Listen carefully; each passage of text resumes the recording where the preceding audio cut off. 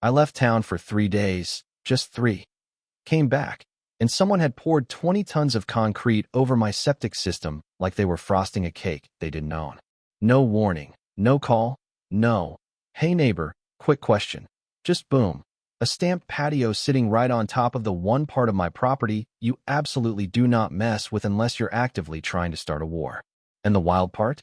They didn't even try to hide it. They angled it, measured it, poured it clean, 15 feet over my property line like they were claiming land in the 1800s. Now I've lived on that property for almost 20 years. Quiet place. 2 acres, nothing fancy. Just enough distance from people to keep life peaceful. House sits up front, and behind it, there's a septic system installed back in 2008. Fully permitted, documented, inspected, all of it. And that drain field stretches out about 60 feet into what looks like open yard, but isn't. It's engineered soil, pipes, airflow, a system that only works if you leave it alone. And I did, for almost 2 decades, until the new neighbors showed up. Now let me tell you about these neighbors. Not your typical borrow sugar, way from the driveway kind of folks. No, these were the kind who roll in with contractors before they even unpack a box. Names were Victor and Elaine Carrington. Yeah, that kind of name. East Coast money, finance world, the kind of people who say we're renovating, when they mean we're redesigning reality. First time I met Victor, he wasn't introducing himself. He was pacing the edge of his yard with one of those laser measuring tools, clicking, scanning, muttering numbers under his breath like he was calculating an invasion route. I walked over, figured I'd be neighborly, and he goes, "Hey, quick question. Anything buried along this side of your property? Not, how are you? Not nice to meet you. Just straight to infrastructure." And I told him, clearly, calmly, "Yeah, actually my septic drain field runs right along there. Been on record since '08. You probably saw it in the county docs." He pauses, nods once, that slow, dismissive nod, like I just told him the weather forecast. And then he goes right back to measuring. That was the moment I should have known. That little flicker of this guy doesn't care. But you brush it off, right? You assume people aren't insane. For weeks later, I'm up in Vermont for my niece's wedding. Middle of the reception, phone buzzes. It's my neighbor, Rick. Good guy, been there longer than me. And he doesn't even say hello, just goes, "Hey, you aware there's a crew pouring concrete in your backyard?" And I laugh, because obviously that makes no sense. And he goes, "No, I'm serious. Looks like a patio, and it's definitely not on their side." That's when your stomach drops, like instant cold. And I'm asking him questions. How big? Where exactly? And he says, "Man, it's sitting right over where your septic ports are." I told him, take pictures, get everything, don't talk to them. Just document it. And I cut that trip short, drove 6 hours straight back, whole time thinking maybe it's a mistake, maybe it's close to the line, maybe it just looks worse than it is. You try to give people the benefit of the doubt until you pull into your driveway.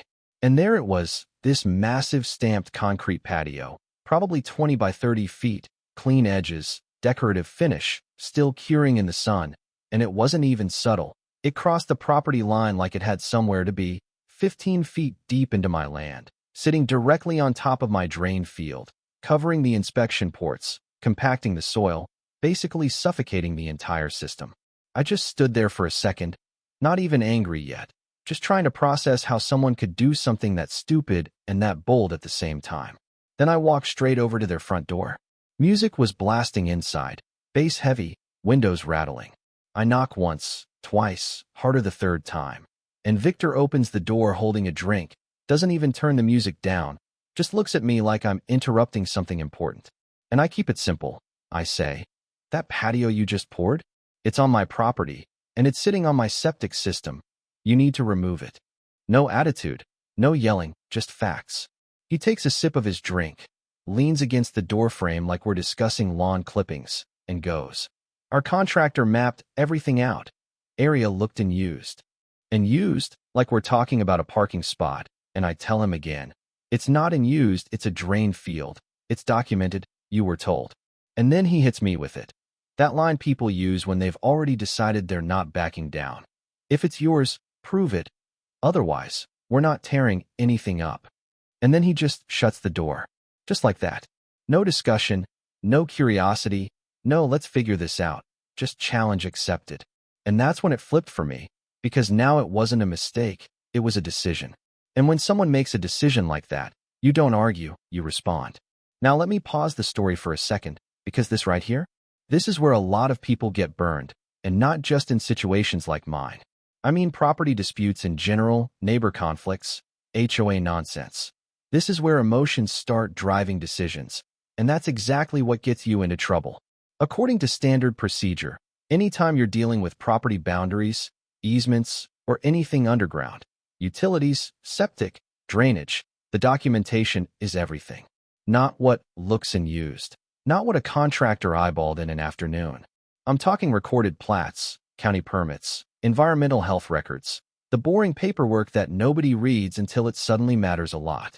From a legal perspective, what Victor did wasn't just rude or arrogant. It crossed into multiple violations at once: trespass, encroachment, and potentially damage to a regulated septic system, which in most states is a health code issue, not just a neighbor dispute. And that's a big deal, because once health regulations get involved, it's no longer just he said, she said. It becomes enforceable in a way that courts take very seriously. Now here's where it gets interesting psychologically, because this is a textbook example of what I'd call escalation by entitlement. This is a psychological trap. When someone invests money into something, like a $20,000 patio, they mentally lock themselves into believing they must be right, because admitting they're wrong would mean admitting they just wasted all that time and money. So instead of stepping back and reassessing, they double down, harder, louder, more aggressively. And when Victor said, "Prove it," that wasn't curiosity. That was a challenge designed to shift the burden onto me, hoping I either didn't have the documentation or didn't have the patience to fight it. The lesson here is, if you ever find yourself in a situation like this, don't match emotion with emotion. You slow down, you document everything, and you let the system, the legal system, do exactly what it was designed to do. Because people like Victor, they're betting you won't. So yeah, that's exactly what I did. I didn't argue, didn't go back over there, didn't raise my voice. I went straight to someone who deals with people like Victor for a living. My attorney, Daniel Mercer. Older guy, calm, surgical with his words, the kind of person who doesn't waste energy reacting. He just builds cases. I sat down in his office, dropped a folder on his desk, permits from 2008, inspection reports, the original septic layout, county filings, everything I had kept over the years without really thinking I'd ever need it. He flipped through it quietly, page by page, no expression, then just nodded once and said, "Yeah, they picked the wrong yard." And that's when I knew this wasn't going to be a conversation anymore. It was going to be a process. First step, documentation retrieval. Daniel pulled official county records, environmental health approvals, septic permits, even archived inspection notes that showed exactly where every line and port was placed, down to the foot. Then came the survey. A licensed surveyor went out, marked the property line with stakes, flags, measurements, no guessing, no approximations, just facts in the ground. And when that survey came back, it wasn't even close. That patio wasn't near my property. It was deep into it, 15 feet in, sitting directly over critical sections of the drain field. Next step, formal demand letter. Daniel drafted it clean, direct, no fluff. Remove the structure within 10 days or face legal action, citing not just property encroachment, but health code violations tied to septic obstruction. We sent it certified, tracked, documented, everything by the book. And their response? Oh, they responded, through some polished firm out of New York, full of confident language and zero accountability, claiming their contractor had verified boundaries, that the area appeared and used, and, this was my favorite part, that there was no conclusive evidence a septic system existed beneath the patio. No evidence, as if paperwork filed with the county somehow disappears when it's inconvenient. That's when Daniel looked at me and said, "All right, now we escalate." We filed for an emergency injunction, not just to address the encroachment, but to prevent further damage to the septic system, because once that system fails, you're not talking about inconvenience, you're talking about contamination, repairs, thousands of dollars, potential environmental impact. We submitted everything: permits, surveys, photos Rick took while they were pouring, Even older pictures of my inspection ports before they got buried under concrete. It was all there. And then came the hearing. Small courtroom, nothing dramatic, just a judge, a few attorneys, and two very different narratives. Their side tried to frame it as a misunderstanding, contractor error, unclear boundaries, honest mistake. But that argument falls apart real quick when you're staring at official records that have existed for over a decade. Judge Holbrook, older guy, sharp eyes, didn't say much, just listened, flipped through the documents, asked a few pointed questions, then leaned back and said something I'll never forget. This isn't ambiguous. And just like that, it was over. He ruled the patio was in clear violation of both property boundaries and local health regulations, ordered it removed within 10 days, and added that if they failed to comply, I had full legal authority to remove it myself at their expense. 10 days sounds simple, right? Plenty of time to fix a mistake, to call a crew, break it up, haul it away, make things right. But remember what I said earlier, escalation by entitlement. Once someone commits, they don't step back, they double down. Day 1, nothing. Day 3, nothing. Day 7, still nothing. And then on day 9, I hear music coming from their backyard. Not construction, not removal, a party. I walk out, look across the line, and there it is, people laughing, drinks in hand, standing, dancing, right on top of that patio, on top of my septic system, like it was a stage. And that's the moment you stop expecting reason entirely, because now it's not denial, it's defiance. Day 10 passes, no change. Day 11. I don't call, I don't warn, I don't negotiate. I show up. 7:30 in the morning, clear sky, quiet street, and behind me, a flatbed truck and an excavator rolling in like something out of a demolition scene. The operator? Same guy who installed my septic system back in 2008. Mike knew exactly where everything was, knew how careful you had to be, because this wasn't just tearing up concrete. This was exposing a system without destroying it further. Daniel was there too, standing off to the side, documenting everything, camera in hand, every angle covered, and just to keep things clean, the sheriff had been notified, not because we expected trouble, but because we were done playing games. We didn't start fast, we started precise. First cut into the slab, breaking it into sections, hydraulic hammer cracking through that decorative surface like it meant nothing, piece by piece, lifting slabs, loading them onto the truck, rebar snapping, gravel shifting, dust rising, and underneath it all, the damage became visible. Inspection ports crushed, pipes compressed, soil compacted in ways it was never supposed to be, not catastrophic, but enough that repairs were going to be necessary. 8 hours, that's how long it took. 8 hours to erase something that never should have been there in the first place. And right as the last load was being hauled away, Victor pulls into his driveway. He steps out, sees the mess, the torn-up ground, the exposed system, the empty space where his patio used to be, and he just loses it. Starts shouting, pacing, pointing. You destroyed our property. Do you have any idea what that cost? And I didn't raise my voice, didn't match his energy. I just walked over, handed him a copy of the court order, and said, "No, you did." He tried to fight it anyway, filed a lawsuit claiming damages, destruction, overreach, all the usual noise people make when they realize they've lost but don't want to accept it. 3 weeks later, we're back in that same courtroom, same judge, same calm atmosphere, and it lasted maybe 15 minutes. Case dismissed, with prejudice, meaning it wasn't just denied, it was over, permanently. And then the judge turned to our counterclaim, because actions have consequences, and numbers don't care about ego. Septic repairs, $4,000, excavation and removal, $6,000, soil restoration and testing, $3,000, legal fees, $9,000, updated survey documentation, $800 total, $22,800, plus an additional $5,000 in punitive damages, not because of the mistake, but because of the refusal to fix it when given the chance. And just like that, the whole thing collapsed, not with a bang, but with a bill. I heard later, through Rick, of course, that Elaine wasn't exactly thrilled about how things played out. Apparently there were arguments, blame shifting. A lot of this was your idea, going back and forth. And about 8 months after all of this, they sold the house. Quietly. No party that time. So what do you actually take away from something like this, besides the obvious, Don't pour concrete on someone else's property, which, apparently, still needs to be said out loud in 2026. It's deeper than that. Because situations like this aren't really about patios or septic systems or even property lines, they're about how people handle boundaries.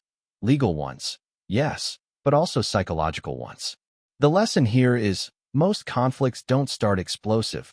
They start small, almost forgettable, a question asked the wrong way, a warning ignored, a moment where someone chooses convenience over respect, and if that moment goes unchecked, it snowballs.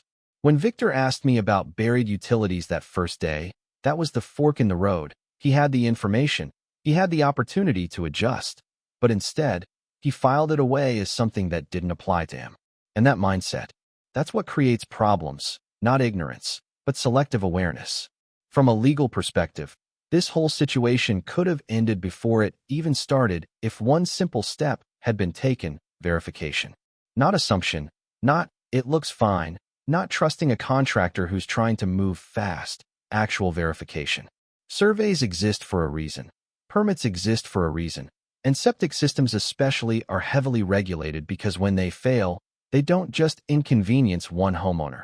They can contaminate soil, groundwater, entire areas. That's why the law doesn't treat this stuff lightly. And honestly, neither should you. But here's where it gets more human. Because what really drove this situation wasn't just bad information, it was ego. This is a psychological trap. Once people invest money, time, and pride into something, they stop evaluating reality objectively. Everything becomes about defending the decision, not correcting it. And you saw that play out in real time. Even when faced with documentation, with legal notice, with a direct order from a judge, they still chose not to act. Why? Because backing down would have meant admitting they were wrong. And for some people, that cost feels higher than the actual financial damage. The lesson here is you have to know when to disengage emotionally and engage strategically. Because if I had handled that differently, if I had gone over there yelling, threatening, trying to win the argument in the moment, I probably would have made things worse, maybe even compromised my position legally. Instead, I let the system work. Slow, methodical, documented, not exciting in the moment, but effective in the long run. And that's something a lot of people struggle with. Patience feels like weakness when you're being disrespected, but in reality, it's leverage. Now, for anyone dealing with HOAs, neighbors, shared boundaries, here's the practical side of this. Document everything. And I mean everything. Keep records, take photos, save permits, know where your property lines actually are, not where you think they are. Because when something goes wrong, and eventually something will, the person with the documentation controls the narrative. And once the narrative is controlled, the outcome usually follows. But there's also a social layer here that people don't talk about enough: reputation. Neighborhoods remember things, maybe not officially, maybe not on paper, but word travels. Contractors talk, neighbors talk, inspectors remember addresses. And when you become that house, the one that ignores boundaries, that pushes rules, that escalates conflicts, it follows you. And I don't mean in some dramatic way. I mean in small, practical ways. People are less willing to help, less willing to give the benefit of the doubt, more likely to document you instead of talk to you. And over time, that adds up. In my case, I didn't win because I was smarter or tougher or louder. I won because I was prepared, and because when it mattered, I chose process over pride. And that's really the core of it. Because life is full of these moments where someone crosses a line, literally or figuratively, and you get to decide how you respond. You can react, or you can resolve. One feels good immediately, the other actually works. So if you ever find yourself in a situation like this, someone builds over your space, challenges your rights, tells you to prove it, don't take the bait. Take the time, gather your facts, and let the system do what it's designed to do. Because at the end of the day, concrete can be broken, money can be recovered, but the way you handle the situation, that's what really defines the outcome. And yeah, I still look at that patch of yard sometimes, where that patio used to be, and it's just grass now. Nothing special, but it's mine.